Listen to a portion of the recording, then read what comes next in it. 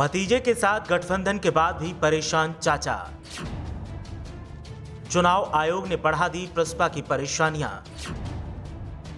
चाचा की पार्टी की पहचान पर घिरे संकटों के बादल। चाचा के चुनाव चिन्ह पर किसी और ने किया कब्जा। देखिए चुनाव आयोग ने चाचा की पार्टी को लेकर क्या कहा।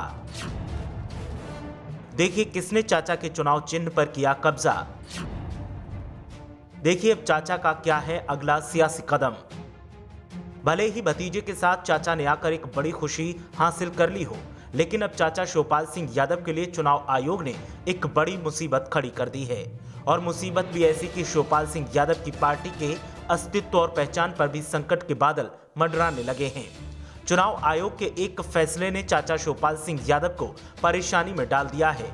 ऐसे में अब प्रसपा नेताओं के सामने एक बड़ी समस्या है कि जिस चुनाव चिन्ह के सहारे वो अब तक प्रचार करते आए हैं वो अब किसी और का हो गया है और अब वोट बैंक को समेटने और सहेजने का खतरा सता रहा है। दरअसल हरियाणा में बीजेपी की सहयोगी दल जननायक जनता पार्टी को शिवपाल सिंह यादव का चुनाव चिन्ह चाबी दे दिया गया है। चुनाव आयोग ने चाबी का आवंटन दुष्यंत चौटाला की पार्टी को कर दिया है। ऐसे में अब शिवपाल सिंह यादव को दूसरा चुनाव चिन्ह दिया गया।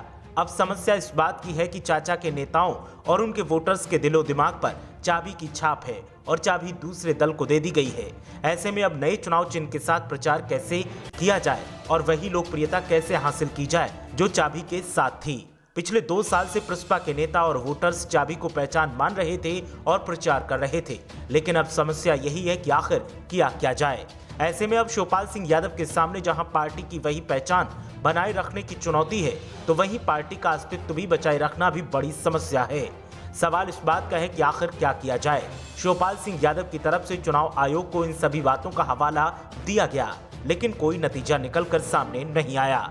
ऐसे में सपा और प्रसपा के नेता चुनाव आयोग पर भी मिलीभगत का आरोप लगा रहे हैं और निशाना बीजेपी पर साध रहे हैं कि बीजेपी के इशारे पर यह सारा काम किया गया है।